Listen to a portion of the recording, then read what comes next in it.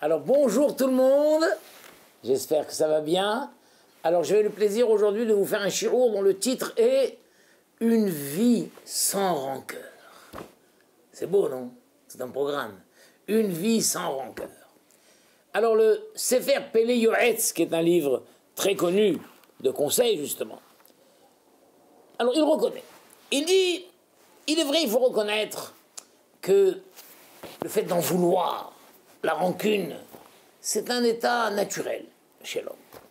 Et ceux qui ont bénéficié d'une nature de ne pas en vouloir aux autres, c'est un don du ciel. C'est un don du ciel. Effectivement, on connaît des grands tzadikim qui étaient comme ça. Le Chazon Ish, par exemple. Vous avez peut-être entendu parler du Chazon Ish.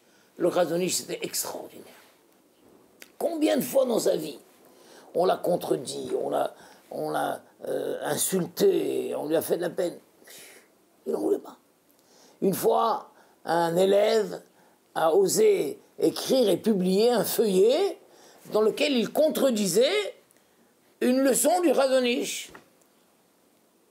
Et puis quelques temps plus tard, quand l'élève s'est présenté chez le Rav, il a vu sur la table du Rav ce fameux feuillet qu'il avait écrit et publié où il contredisait l'opinion du Chazon Ish.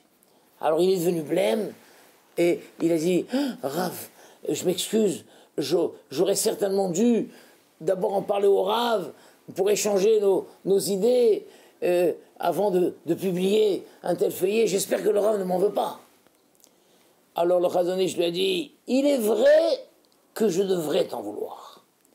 Mais que veux-tu? Cette pilule ne se trouve pas dans ma pharmacie. Ça ne se trouve pas dans ma pharmacie. De nature, j'en veux pas. J'en veux pas aux gens. Vous vous rendez compte, c'est un cadeau du ciel. Combien d'histoires on raconte où le Chazon Ish, devant lui, les gens ont fait autrement que lui. Le Chazon Ish avait un calcul spécial pour calculer le lever du soleil à la seconde près. Et il y avait un minyan chez lui à la maison. Et pendant l'année de deuil d'une personne, alors il a été pendant 11 mois, il a été le Shaliach Tzibour, le Chazan. Eh bien ce Shaliach Tzibour, il avait un autre calcul. Un autre calcul à 2 minutes d'écart du calcul du Chazon Ish. Eh bien lui, il a mené de la Sila pendant 11 mois, il a mené la prière selon son calcul à lui.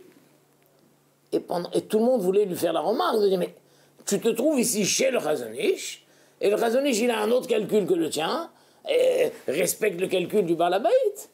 Le Chazon Ish ne lui dit rien. Il est en deuil, ne lui dit rien, il a son calcul. Et pendant 11 mois, le Chazon Ish s'est tu, il n'en a pas voulu, il n'a fait aucune remarque, et l'autre a fait la prière selon son calcul à lui. Magnifique. Et comme ça, des dizaines d'histoires. Voilà, donc c'est vrai que ceux qui ont cette nature de passer, de ne pas en vouloir, de pas, vous savez, comme on dit, c'est la goutte qui a fait déborder le vase. Eh bien, il y a des gens, c'est qui, ça n'arrive jamais, ça. Il n'y a jamais de gouttes qui font déborder le vase. Pourquoi? Parce qu'au fur et à mesure qu'une goutte tombe dans le vase, il la renverse. Il y a une goutte, il la renverse. Il y a une goutte, il la renverse. Et donc jamais il n'arrive à une situation où la goutte, quelqu'un, il est patient, il est patient, il est patient, et puis un jour il explose. Mais qu'est-ce qui t'arrive? C'est la goutte qui a fait déborder le vase. Mais combien de temps il a fallu pour que ce vase se remplisse?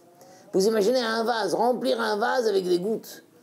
Donc ça fait 20 ans en fait que lui ne dit rien, mais ça fait 20 ans qu'il accumule, il accumule, des rancœurs, des rancœurs, des rancœurs, des rancœurs, des rancœurs. Et puis un jour, c'est la goutte qui fait déborder le vase. Et c'est vrai, naturellement, c'est comme ça. Maintenant, il y a des gens qui, automatiquement, à chaque fois, la goutte, elle est renversée. Il renverse la goutte, donc il n'y a aucune accumulation. Ça, c'est vrai. C'est un cadeau du ciel. Mais cependant, le Pelé Yoetz dit, mais malgré tout, nous sommes des hommes. Et un homme doit apprendre à dominer son caractère. Et même si, comme la plupart des gens, il est quelqu'un qui a tendance à être rancunier, tendance à en vouloir, tendance à accumuler les frustrations, eh bien, il faut se travailler. Il faut se travailler. yom le yom b'machshavot teorot, par un effort quotidien de pensée pure, de dire qu'est-ce que c'est que ces bêtises? Qu'est-ce que c'est que ces bêtises de me pourrir moi-même ma propre vie en accumulant comme ça des rancœurs? Petit à petit, un homme a la force de pouvoir changer cette nature qui est d'en vouloir, d'accumuler des rancœurs. C'est un travail qu'il faut faire. Effectivement, il faut le faire. C'est pas un travail facile, mais on peut y arriver. On peut y arriver. Il raconte ici que le Rav de Poniovitch, une fois, il dirigeait la grande yeshiva de Poniovitch.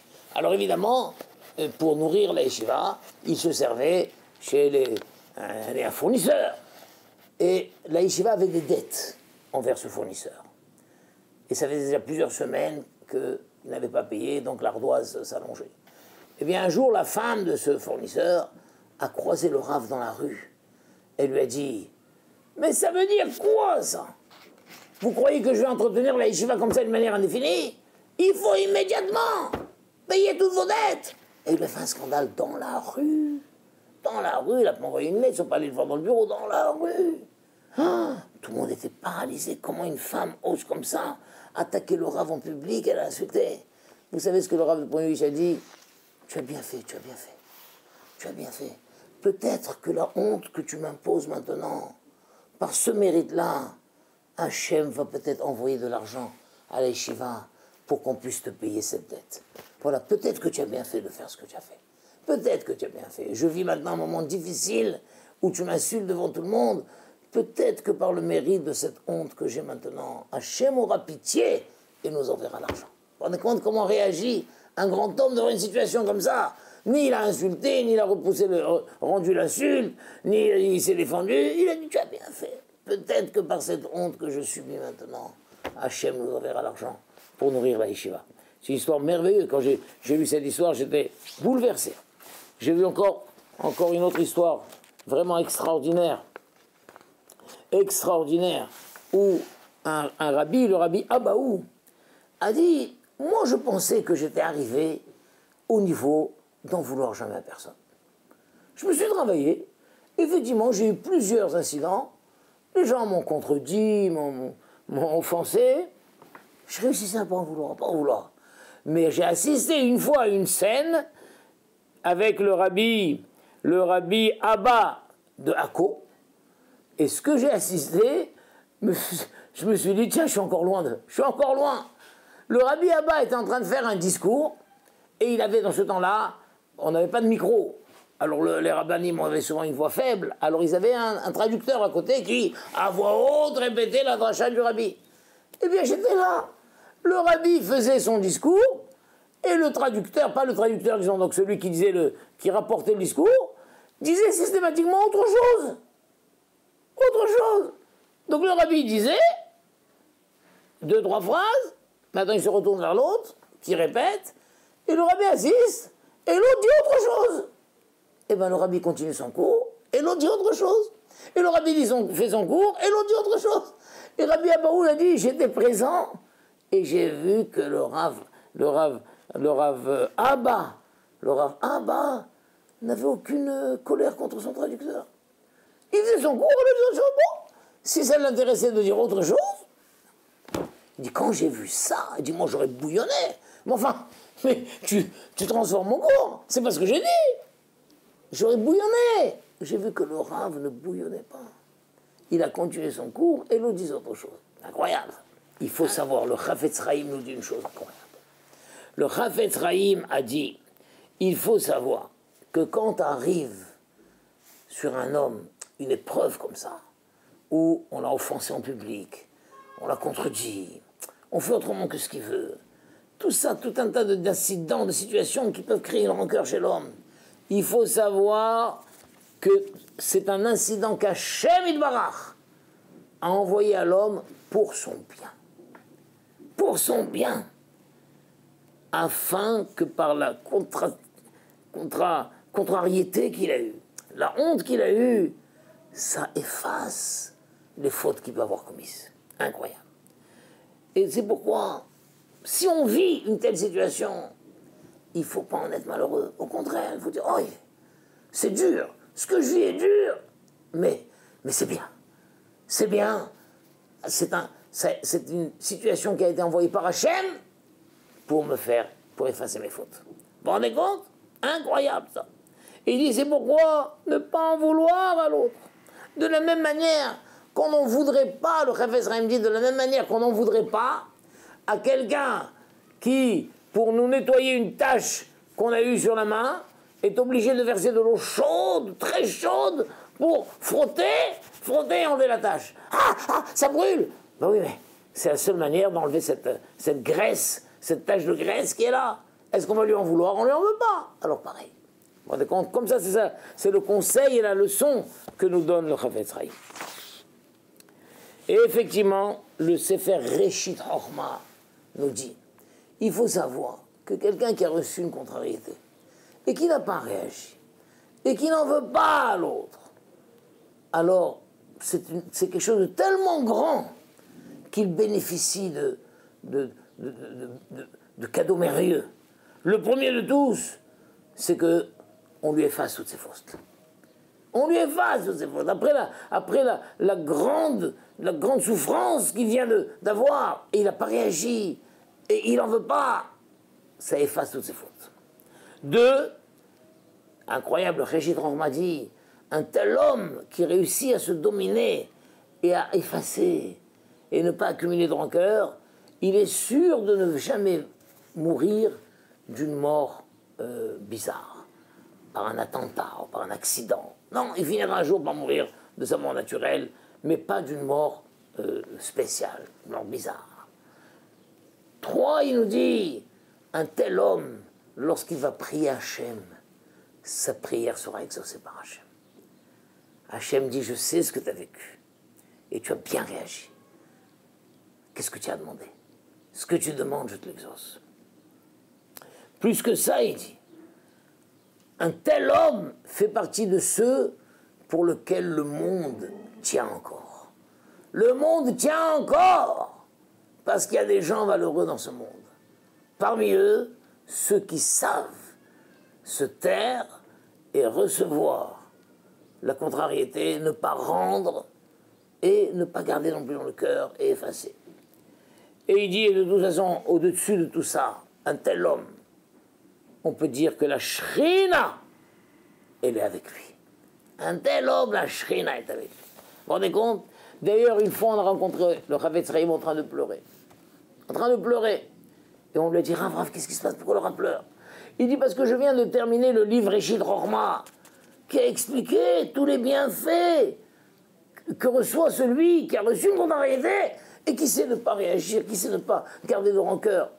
Et moi, les gens ne me font que de l'honneur, que du kavod.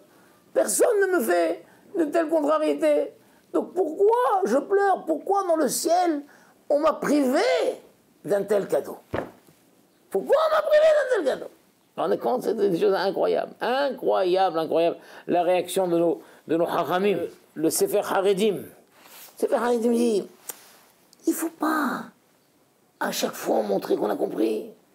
Quelqu'un nous a insulté, a dit un mot déplacé.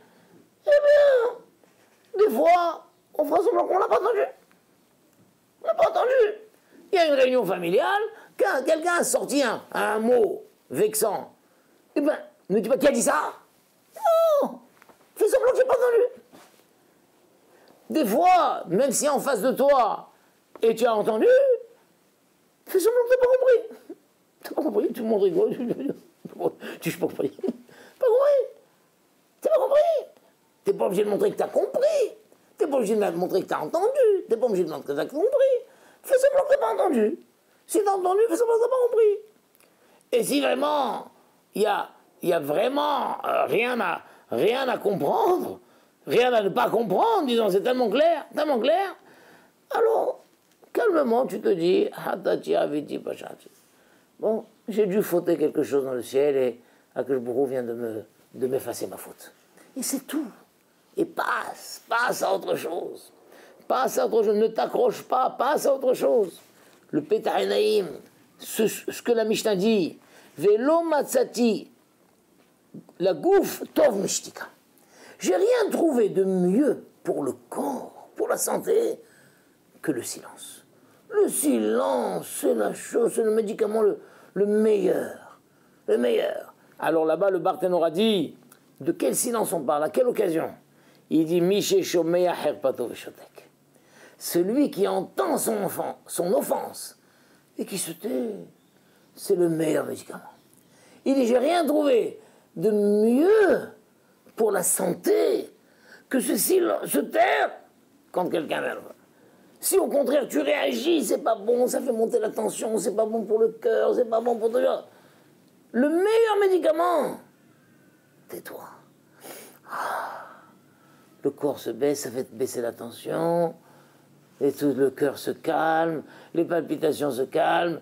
Il n'y a rien de plus bénéfique pour la santé que de se taire et de ne pas réagir dans une situation conflictuelle. Vous rendez compte, ça qui dit, j'ai rien de trouver de mieux que ça. Pas la peine de s'énerver et ensuite d'aller demander des antidépresseurs au docteur. Il n'y a rien de trouver de mieux que ça. Tais-toi, ça va, ça passe, ça passe. Incroyable. Et ce frère Toldot Adam raconte qu'il y avait les deux frères, vous savez, deux frères connus, Rav Zalman et son frère Rav Chaim Volovichin. Le Rabbi Chaim Volovichin et son frère Rav Zalman, une fois ont été dans une auberge et des gens, des voyous se sont moqués d'eux, etc. Bon, quand ils ont quitté l'auberge, Rav Chaim Volovichin a vu que son frère Rav Zalman était en train de pleurer. Il pleurait. Alors le Rav lui a dit, pourquoi tu pleures? C'est pas grave. Ils se sont moqués de nous, c'est pas grave, pour ça tu pleures. Il lui a dit, je ne pleure pas pour ça. Je pleure parce que j'ai réalisé que toutes les moqueries qu'ils ont fait, ça m'a fait quelque chose quand même. Ça m'a fait quelque chose. Et je pleure parce que je vois que je ne suis pas encore arrivé au niveau où les offenses glissent sur moi et ne me font rien. Je pleure parce que je ne suis pas encore arrivé au niveau d'effacer complètement. C'est pour ça que je pleure. Vous vous rendez compte? Incroyable. Incroyable. Ça fait du bien d'entendre tout ça parce qu'on est tous en accumulation. On en veut depuis notre enfance, on en veut depuis notre maîtresse au CP, on en veut. Et on en veut à nos voisins, et on en veut à nos patrons, et on en veut à notre conjoint, et on en veut, les parents veulent aux enfants, les enfants veulent aux parents, tout le monde en veut. Chacun est en accumulation de rancœur. Et d'accord, chacun se demande quand va arriver ce moment de la goutte qui va faire déborder le vase. Eh ben non, il ne faut pas qu'il y ait le vase. Il ne faut pas qu'il y ait le vase. Alors incroyable, le Rabbi Israël Salanter dit, je vous donne un conseil. Quand quelqu'un vous a offensé, dites-lui tout de suite, je te pardonne. Je te pardonne. Une fois que vous avez dit ce mot, je te pardonne, vous n'avez plus le choix.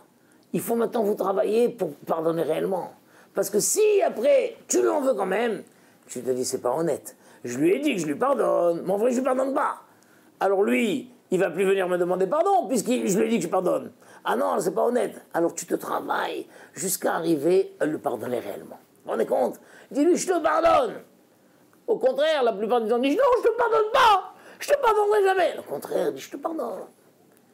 Je te pardonne, bien que c'est pas encore sincère quand on dit je te pardonne. Mais après, tu n'as pas le choix. Tu dois te travailler jusqu'à ce que tu lui pardonnes réellement. Vous vous rendez compte, c'est fabuleux. C'est un conseil de Rabbi Israël Salanter, ça. Je termine avec deux petits points. Bezat Hashem. Deux petits points. Ici, il y avait un élève qui est rentré une fois chez Rav Heskel Levenstein. Rav Heskel Levenstein, c'était le fameux mashgiach de la grande yeshiva de Ponovitch. C'était un homme du maire général, assez réservé, un peu sévère, on pourrait dire. C'était rare de le voir sourire. Et pourtant, un élève, ce jour-là, en rentrant, a vu le Rav dans une joie inhabituelle. Alors il a osé, il dit, mais le Rav a l'air très joyeux aujourd'hui. Il y a une bonne nouvelle. Il dit, je vais te raconter. Il y a quelques minutes, quelqu'un est sorti de mon bureau. Il est venu, il m'a insulté. Et j'ai vu que, bon, Hachem, je n'ai éprouvé aucune haine pour lui. Ah, c'est ça qui me met dans cette joie. Je n'ai aucune haine, aucune rancœur contre lui. C'est pour ça que je suis tellement heureux. Ah, j'ai vu que le travail que je fais sur moi depuis des années, de ne pas accumuler de rancœur, de ne pas être touché, ça y est, ça a réussi. C'est pour ça que je suis tellement heureux. Vous vous rendez compte? Et je termine par cette dernière information de Rabbi Yaakov Moutsafi. Alors des élèves sont venus une fois on dit à Rabbi Yaakov Safi, Rav, il y a quelqu'un qui parle contre vous, il y a quelqu'un qui parle contre vous. Alors le Rav a dit, d'abord, je n'accepte pas ce que vous dites. Et maintenant, si c'est vrai qu'il parle contre moi, je lui pardonne de tout mon cœur, Barolamazé et Barolamaba. Et je prie le ciel que personne ne soit jamais puni à cause de moi. Voilà, c'est la plus grande prière qu'on peut faire. Hachem, je pardonne à tous ceux qui m'ont offensé. J'ai évacué, je n'en veux à personne. Et surtout, Hachem, que personne ne soit puni à cause de moi. Voilà. Quand on réussit une vie comme ça, une vie sans rancœur, croyez-moi, on est vraiment dans la joie, et on a la santé, et on a la félicité, et on est tranquille pour ce Olam Hazé et pour l'Olam Haba. Amen, Kani Ratson. À bientôt, mes chers amis.